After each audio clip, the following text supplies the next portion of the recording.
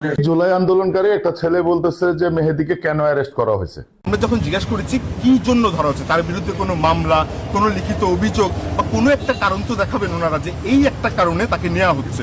ভাই, মেহেদীকে কেন অ্যারেস্ট করা হয়েছে এটা আপনাকে আইনগতভাবে আগে জানতে হবে। সে নিজে স্বীকারোক্তি দিয়েছে যে আমি সাব ইন্সপেক্টরকে পুড়িয়ে মেরেছি এবং আমি থানা জ্বালিয়ে দিয়েছি।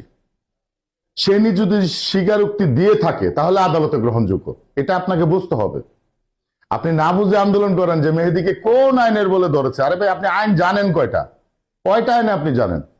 আপনাকে আইন জানতে হবে। আর এই যে আমি আরেকটা ভিডিও আপনাদের পিছনে প্লে করে দেখাচ্ছি, সেটা দেখেন যে সে নিজে স্বীকারোক্তি দিয়েছে যে আমি ওই সাব ইন্সপেক্টরকে পুড়ে মেরেছি এবং আমি থানা জ্বালিয়ে দিয়েছি। বানিয়েছিল আমরা থানা কিন্তু পুড়িয়ে দিয়েছিলাম, এসআই সন্তুষ্টি কিন্তু আমরা জ্বালিয়ে দিয়েছিলাম।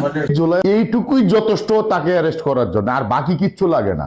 বাংলাদেশের আইনে, সাক্ষ্য আইনের বলা আছে যদি কোনো ব্যক্তি তার স্বীকারোক্তি প্রদান করে যে সে উক্ত কৃতকর্মের জন্য দায়ী, তাহলে তাকে বিনা পরোয়ানায় গ্রেপ্তার করা যায়।